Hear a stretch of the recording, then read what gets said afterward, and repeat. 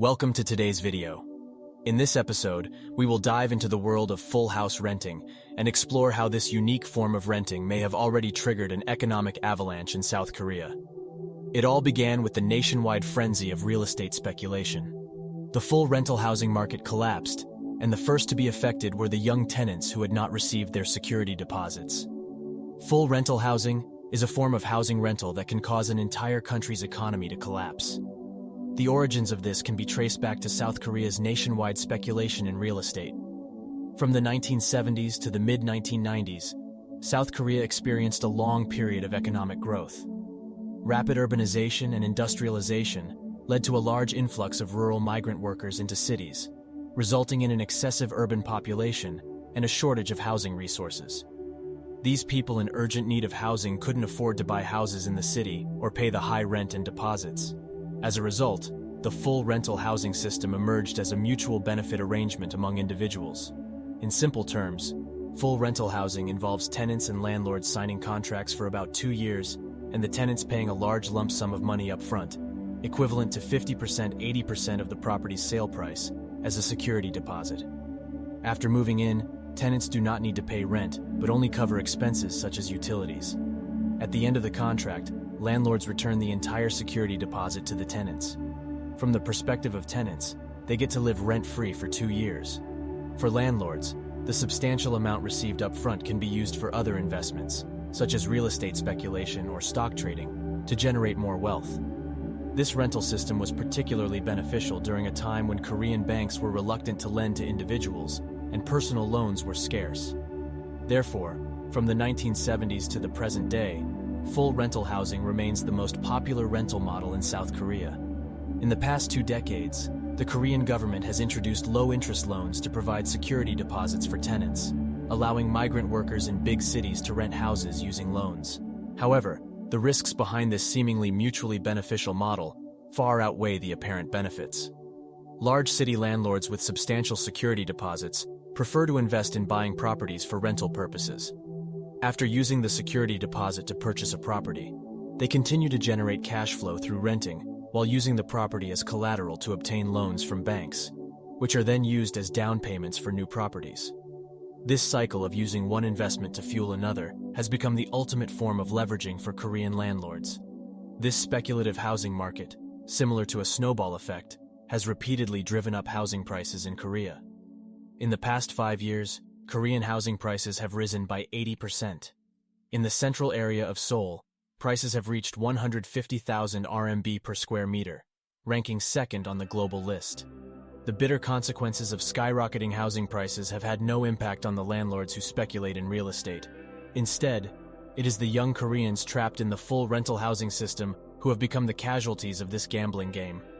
Many tenants who have put all their savings into the security deposit find that their savings cannot keep up with the skyrocketing housing prices when their lease expires. Even the security deposit for full rental housing has increased, along with the rising prices. As a result, they have no choice but to continue renting and continue paying for the landlord's speculative investments. Some of these landlords who have become wealthy through real estate speculation own hundreds or even thousands of properties. Yes, you read that right. 1,000 properties. According to incomplete statistics, there are 4 landlords in Seoul alone who own more than 1,000 properties, and there are more than 10 landlords nationwide who own over 3,000 properties. This full rental housing system, where the security deposit of one tenant is used to repay the security deposit of the previous tenant, collapses once the financial chain breaks. Since last year, due to the Federal Reserve's interest rate hikes, Korean housing prices have fallen by more than 20%. The large number of properties in their hands suddenly became losing assets overnight, yet still have to repay the security deposits and bank loans of expiring tenants. Trapped landlords have chosen to flee. Even worse off are the ordinary tenants who cannot retrieve their security deposits when their leases expire. Their houses are repossessed by banks, and they are left with millions of Korean won-in loans to repay. With no place to live and burdened by debt, they find themselves on the path of suicide. A speck of dust from the era becomes an unbearable weight on the heads of ordinary people. By the end of 2022, more than 30 speculators in various regions of Korea had fled, leaving behind a staggering amount of 725 billion Korean won in unpaid security deposits. behind this cold figure lies the disappearance of countless vibrant lives and shattered families. Before the era of full rental housing, Korea experienced multiple financial crises within a 2-year period, and it was the young people who suffered the most. As a nation of stock market speculators, with a population of 51 million, Korea has over 60 million active stock trading accounts. On average, each individual investor has multiple accounts. Furthermore, there is no age restriction for stock trading in Korea, and it is common for minors to participate. Some Korean parents even open stock trading accounts for their children to cultivate their investment awareness, starting from a young age and training them on how to operate in the market. In Korea, from government officials to elementary school students, everyone is engaged in the stock market, hoping to become the next Warren Buffett. A similar magical plot unfolds in the cryptocurrency market in Korea. During the global cryptocurrency boom in 2018, retail investors of all ages in Korea borrowed money and took out loans to join the battle. 2/3 of global Bitcoin trading volume took place in Korea. The price of Luna, which initially traded at $2.42, was driven up by Koreans to $120. However, by 2022, within a month, the price of Luna plummeted to less than $0.0002. After a staggering 99.99% drop, over 200,000 Koreans lost everything. The majority of victims were young people aged 20, 39, and even among every 5 young Koreans, there was one innocent victim of the leveraged Luna coin. These tragedies occur daily throughout Korea, but they cannot stop the continuous wave of young Koreans speculating in stocks and real estate. Even when they know that some apparent prosperity is built on Ponzi schemes, they still willingly join in without hesitation. Everyone is self-deluded, believing that they will be the lucky ones who won't be let down. The root cause of all this is their excessive desire for overnight wealth. In 2020, the population of Seoul fell below 10 million for the first time in 32 years. Based on this trend, Korea is on track to become the first disappearing country in the world. The fundamental reason for the low birth rate is the social class stratification, limited upward mobility, and economic downturn in Korean society.